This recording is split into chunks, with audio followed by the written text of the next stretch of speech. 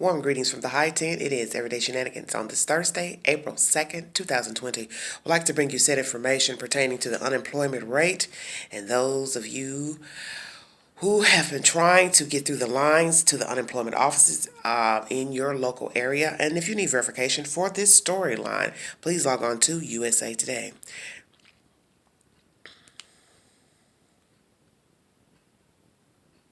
Really overwhelmed. Americans are facing mounting issues filing for unemployment during COVID-19 crisis. To get an unemployment check, you first have to apply, and that's a problem for many right now. Across the country, Americans are struggling just to start the process as overwhelmed state computer and phone systems have been under siege by an unprecedented 10 million Americans and counting, seeking assistance all at once after losing their jobs during the coronavirus pandemic. Kathy Moradian, 65 of Livonia, Michigan, logged onto her state's website to apply for unemployment benefits just fine, but she ran into an error in the automated system prompting her to call in her claim. That's when things went wrong. Sometimes she gets a busy signal. Sometimes she's told the call can't be completed. When an automated voice has her press 1, the call abruptly hangs up. This has happened over 100 times, Moradian said this week, pinning blame on Michigan Democratic Governor Gretchen Whitmer. Our governor doesn't give a hoot about any of us.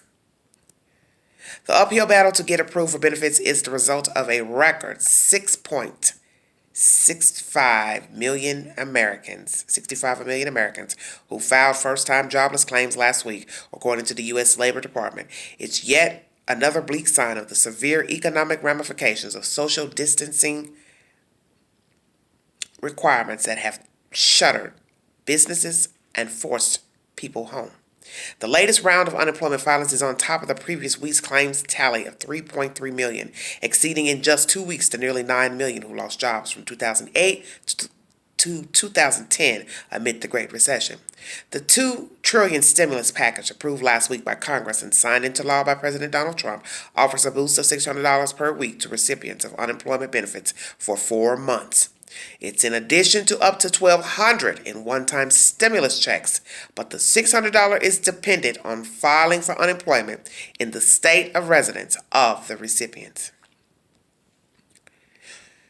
Okay. Charles Warner, 37, lost his factory job at the auto parts maker Mubia in Kentucky last Friday. He spent all day trying to sign up for unemployment benefits by phone. By the afternoon, he was still unable to get anything more than a pre-recorded message saying he should try again later. I'm going to have to keep trying, said Warner, who lives paycheck to paycheck and supports his wife and 9-year-old son. There's nothing I can do. I can't go 3 or 4 weeks without a check. The U.S. Department of Labor did not immediately respond to questions USA Today posed on the struggles to file unemployment. During a Thursday news conference, Whitmer, who has gained a national spotlight during the coronavirus crisis, said her stay-at-home order from Michigan has weighed heavily on her and acknowledged the system is overwhelmed. Michigan's unemployment claims ending March 28 topped 311,000, more than doubling from 128,000 the week before. My encouragement for folks is keep attempting to get that application in, Whitmer said, but know that we understand the incredible strain on the system, the incredible number of people that have been impacted, and we are going to work to make sure people get the unemployment that they need to get through this crisis. In Kentucky, officials of the state's Educational and Workforce Development Cabinet, which processes unemployment insurance applications, said it's racing to keep up with the demand. We know that phones are backed up, Josh Benton, the cabinet's deputy secretary, told attendees of the teleconference hosted by business group Greater Louisville, Inc. last week. We are adding capacity. Benton said the cabinet added 50 people last Friday to answer calls and was expected to add more earlier this week. He also urged callers to try the cabinet's new online chat function. We're trying to give as many avenues as possible for folks, Benton said. In Florida, Ken Lawson, the director of the state's Department of Economic Opportunity, which manages its unemployment website, apologized Thursday for the system's failures and the anguishes caused by preventing thousands of Floridians to get unemployment benefits. Florida is now reverting to applications through through the mail, the Tampa Bay Times reported, because the repeated glitches with the only system. From my heart, I apologize for what you're going through, Lawson said during the video teleconference hosted by two Democratic state lawmakers. He said his office received 1.5 million calls in just the last week as 227,000 Floridians initiated unemployment claims, up from 74,313 the previous week. Americans have relayed their concerns to members of Congress during a series of virtual town halls in recent days where they've sounded off about delayed unemployment checks and rent deadlines they can't meet. You're not alone, U.S. Senator Chris Murphy, Democrat of Connecticut, told a single mother who said she's been out of work for a week and has applied for unemployment insurance but has no savings and is getting worried. He told her his office would walk her through what help is available and give a best guess on when she would get a check. But for many families, the need is now. When Jose Diaz, 27, of Indianapolis, lost his job as a line service specialist in the aviation industry because of the COVID-19 outbreak, his employer handed him a paper that explained how to file for unemployment insurance. Diaz had been on the job for 3 months, and he's the sole provider of a family that includes his wife, a 6-year-old, and a 6-month-old, and had been on the job for 3 months. But he's felt defeated by Indiana's unemployment system.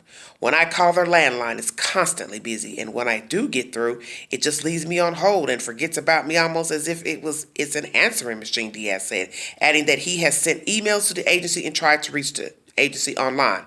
Diaz said he has about $13 now and will receive one more check from his former job. He said the family needs food. I'm living day to day right now, he said. I need to figure out how to feed my family.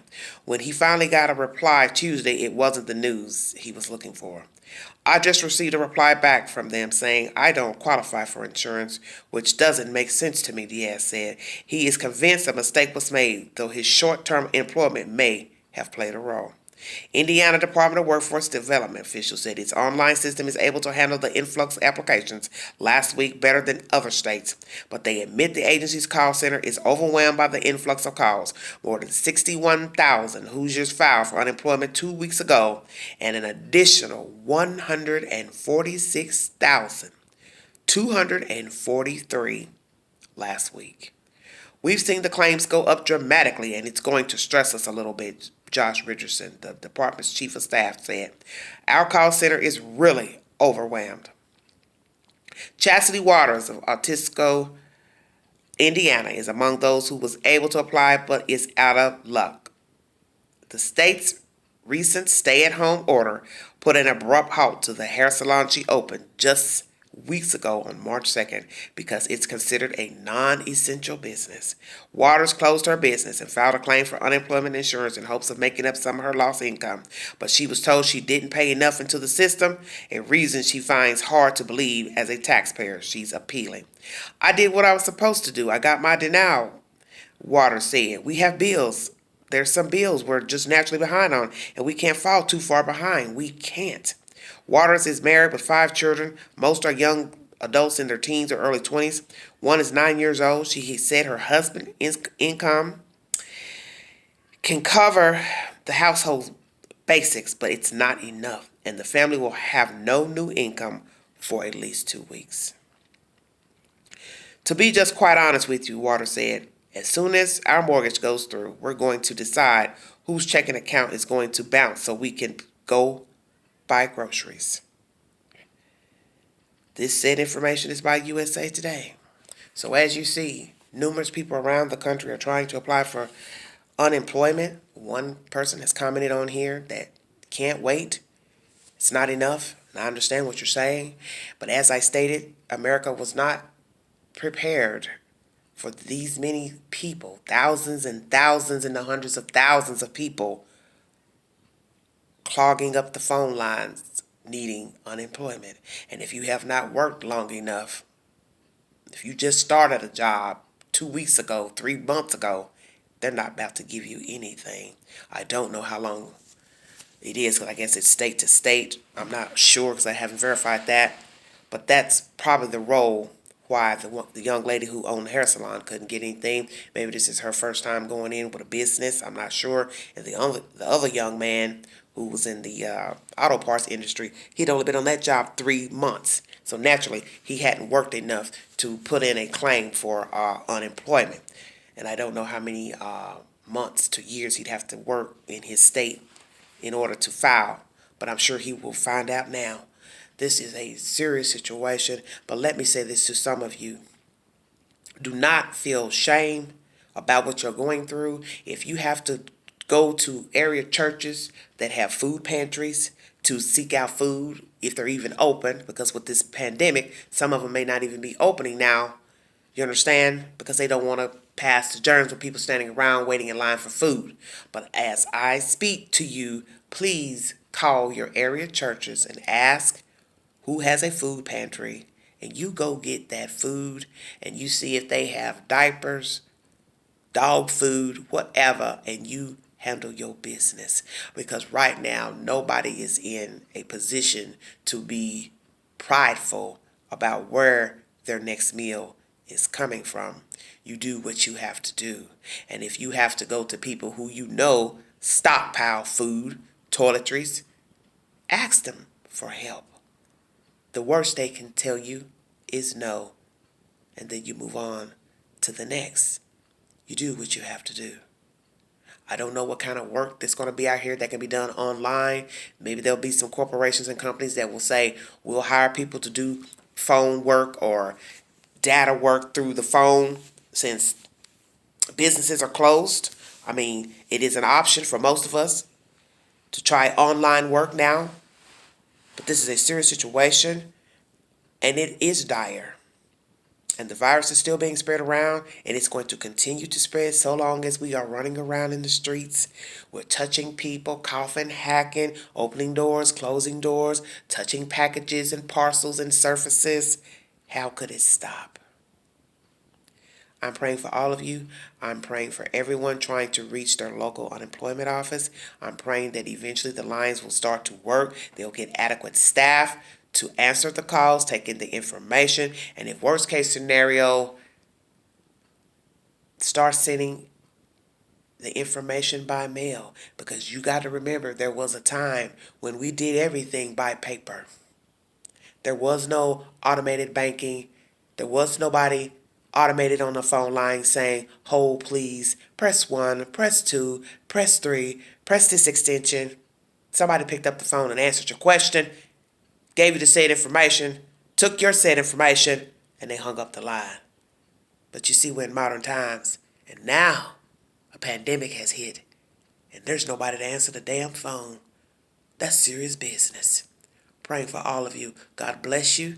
May He keep you and keep you out of harm's way. Provide for you and keep your mind and body all together in this desolate time. God bless all of you. Like, share, subscribe, drop your comments below. And this is Everyday Shenanigans. Thanks for joining me. Bye-bye.